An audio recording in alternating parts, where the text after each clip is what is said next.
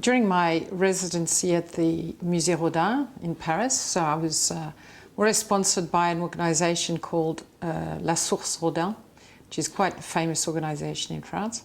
And during that time, I worked in the actual museum because they have a reserve of about 6,000 sculptures from the Middle East, from China and other places, and also from the Louvre. And so through those contacts, well, since a long, long time, I've been very interested in Mesopotamia and, well, the mother of all civilizations, Mesopotamia. And gradually, well, because ISIS was really very much in the news, got really interested in reading and looking at what was happening in the Middle East, and was looking at a lot of videos, a lot of destruction of art, a lot of actual videos of what actually ISIS did, and their propaganda. And so I was interested to come upon a video made by Al Jazeera in which Ali, the photographer, was being interviewed. So that really got me interested, and I contacted him and then asked him to eventually exhibit in the show that we were organizing with Biarritz. Mm-hmm. Exactly. Mm. And so Biarritz took it on. Well, that was quite an experience, and first of all, that was quite original because during this International or European Heritage Day, we usually, open some places which are always closed, or have free entrance to museums, or maybe a small concert or a small exhibition in one of those places. But that time, this time, that was something very original because that was directly, there was a direct link with the topic, National Heritage Day, and also, unfortunately, I should say, the news, the international news, the destruction of this heritage in Iraq and other places. And then there was this special topic about this horrible destruction of our heritage.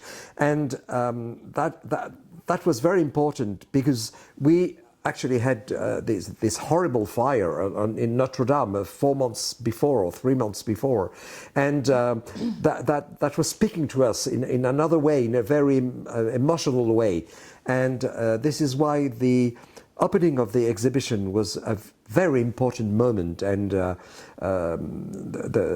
person who spoke, Guy Lafitte, had a very beautiful speech, very emotional, very political too, and we were happy to have this connection, small connection with Ali through WhatsApp or whatever. Yeah, through WhatsApp. Yes, it was an extremely emotional time. I think all the audience was almost in tears, myself included. And yeah, but just because for us, of course, who are living in comfort and safety, it's a big mind blower to actually feel what's happening on the other side of the world, and through that little WhatsApp connection, which was very tenuous, which was very small camera because we weren't able to fix a proper internet connection. All the power and the infinite terror and destruction of actually what happened in those years. And those ISIS years just came home to us as Europeans, and that the plight of the people of Iraq and of Mosul in particular just really came home to us. I think that well, since the Second World War, and Europe, of course, hasn't felt any of this type of terror, but we were able to imagine it because of our history, our World War I and World War II histories. Mm-hmm. Yeah.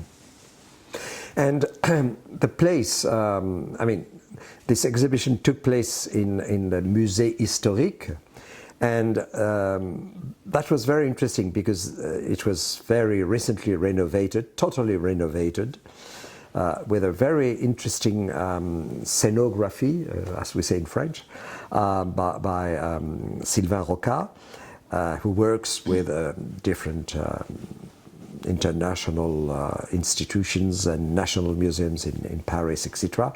And there was suddenly your installation, your work of art in the middle of this new museum, and we could see on the walls, you know, the permanent exhibition, history of Biarritz, famous people living in Biarritz, and all those beautiful things happening in this very famous city. And right in the middle of the church, because this museum is an old Anglican church, there was this amount of stones and things you found rubbish, and the beautiful photos, beautiful but terrifying photos of Ali, and suddenly this part of the world and this horrible, those horrible things happening not so far, were right in the middle of our daily life, in fact. It's as if the story of, well, the daily occurrence of the results of that terror had come home to us. And that was also a little bit my idea when I invited Ali to include his photos, was that my work is as a creative person. So I'm interpreting what's happening through all sorts of different ways, through ceramic, through materials, textiles, through painting. But his work, which Ali's work is so direct and it comes from his own experience. It's not just something that I'm being inspired by through museums or whatever. It's an actual direct experience. Was the actual backbone of the exhibition. I felt it anyway that way. Exactly. And on the walls, or hanging through the pillars, you had those incredible pictures. But that was just to testify, to show what happened, nothing else.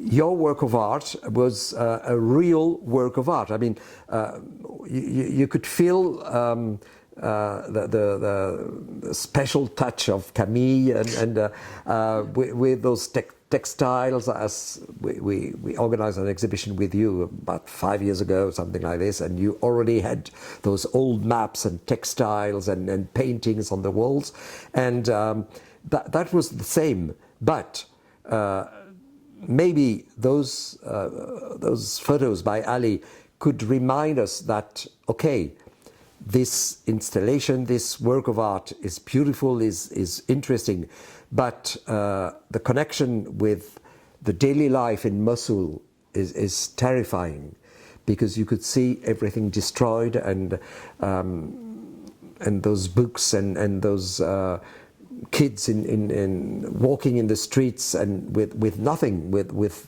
just stones and rubble, rubble, and you could just ask, how do they live? I mean, do they have water? Do they have anything? I think too, as an artist, often I feel very powerless to change things and to help and to change things, because as artists we have no power. And the only power we have is maybe to bring to light these situations, and that was also something that came about with the help of the Biarritz municipality, because as a person on my own, I just can't go out in the street and say, well, this is the world, let's do something. And of course that was with the help of Biarritz that all this came together.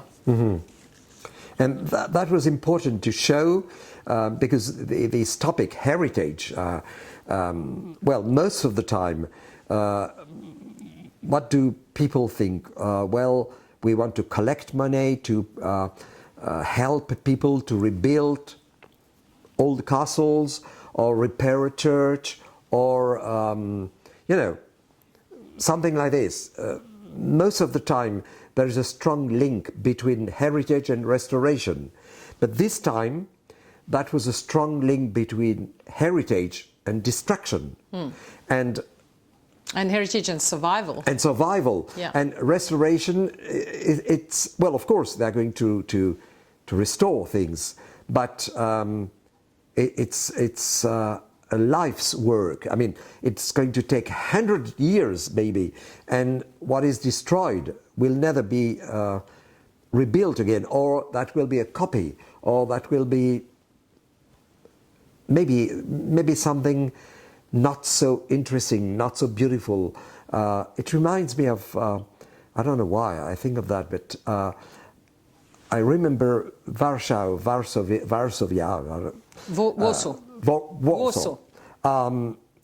That was totally destroyed during the Second World War. And when I was there, that was early 70s or something like this, there is this, I think it's called the Royal Place or whatever, very beautiful, but it's like being in Disneyland. Yes, or in Hollywood, and where they shoot films, you know, because behind the walls there was, well, there was nothing. People lived there, but that was rebuilt, and not with real stones, because they don't have the money for that, but painted walls or so, and I hated that. I thought it was worse than everything. Yeah, I really also, there's something to be said, I think, for sometimes leaving ruins as they are. I don't know what's going to become of Mosul. I think that there's a big incentive by UNESCO to what's called Revive the Spirit of Mosul, which is trying to get well, obviously the basic services back, to get people back working, etc., getting the country back on its feet. But in terms of actual cultural destruction, sometimes it's difficult to use new materials like they've done in China, for example. In a lot of Chinese cities, they've rebuilt things, but with new materials, and often it just doesn't work, as you said. So, and the library, I mean, well, what can you do? Those old books. Yeah, that's right. But the books, you know, I think that there's also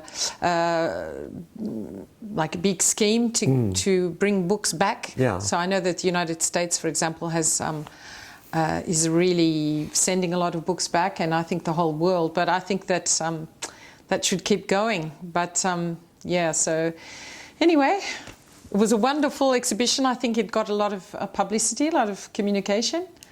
And thank you, Biarritz. Oh, thank you too.